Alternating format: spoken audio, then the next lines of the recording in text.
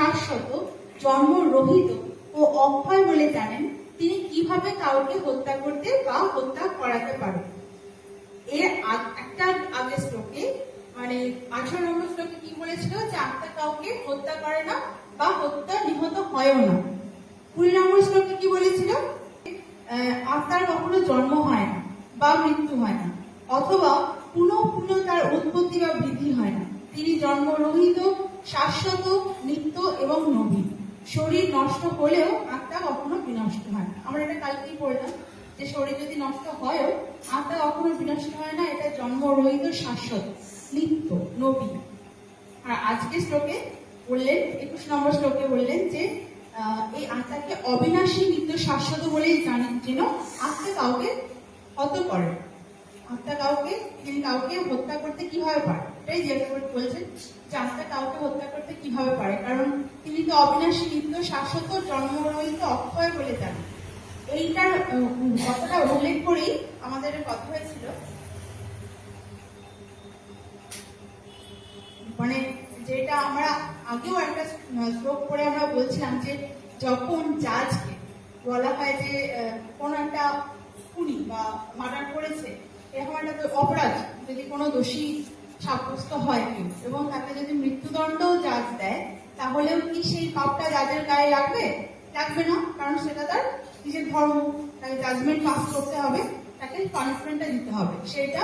আর আবার সেরকম সেলফ ডিফেন্সের কথা বলা হয়েছিল যে নিজের আত্মরক্ষা করার জন্য যদি যুদ্ধ করা হয় তাহলেও সেটা হিংসা বলে গণ্য করা হবে না। কেন এই কথাটা বলছি? কারণ গীতাতেই আছে যে কোনো হিংসার আশ্রয় নেবে না, কখনো হিংসার আশ্রয় নেবে না। তাহলে এই দুটো ক্ষেত্রেই হিংসার আশ্রয় নয়। ক্ষত্রিয় ধর্ম যখন নিজের ধর্ম পালন করে সেটাও হিংসা নয়।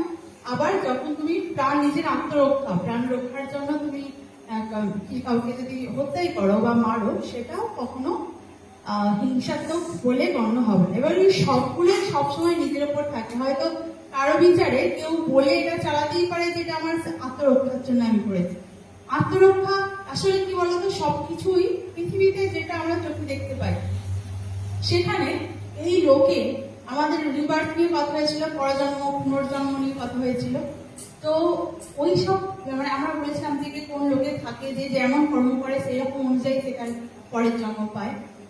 অন্য জায়গায় মানে যখন তুমি শরীরে আবদ্ধ, যখন তুমি এইখানে দেখতে পাচ্ছ মানে জাগতিক বিষয়ে কাউকে তুমি কখনো, সেখানে কপটাচারী চলে, জাগতিক জায়গায় কপটাচারী করতে পারো, হতে পারো। মানে কাউকে ধরো দেখলে আমি ওকে কেমন বোকা বানিয়ে দিলাম, এই ধরনের ব্যাপার হতে পারে।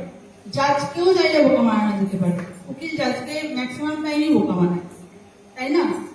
কিন্তু ভগবানের কাছে, ভগবান যেটার বিধান নিয়ে বসে আছে সেখানে তো কেউ কাউকে বোকা বানাতে পারবে না।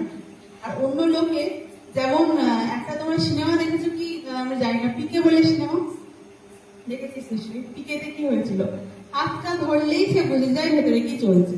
এইরকম এগুলো যদিও সিনেমাটা কাল্পনিক, কিন্তু এগুলো ওই ধরনের ব্যাপার থেকেই অনুপ্রেরিত। এই ঘটনা, এই লোক আছে যেখানে কেউ মুখে কথা বলে না, মনে মানে কথাটা তাদের মনে যেটা চলছে পাশের সামনের জিনিসটা জানতে পারে। সেখানে তো আর কপটাচারীর কোনো জায়গায় থাকবে না, তাই না? তাই সেখানে গিয়ে আত্মা মানে আমি আত্মরক্ষার উদ্দেশ্যটা করেছি, যদিও আমি তাকে মেরেছি এখানে বলা যাবে।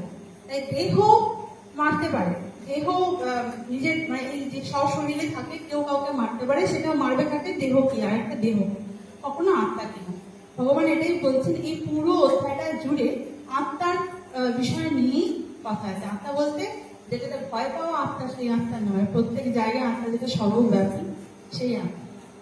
উনি বলেছেন যে আত্মার মানে কর্মে ব্যাপক, জন্মরহিত, শাশ্বত, সেটাই আজকে লক্ষ্য করি। গুরুর ব্রহ্মা গুরুর বিষ্ণু গুরুর্দেব মহেশ্বরঃ গুরুর সাক্ষাৎ পরম ব্রহ্ম তস্मै শ্রী গুরবে নমঃ। শ্রী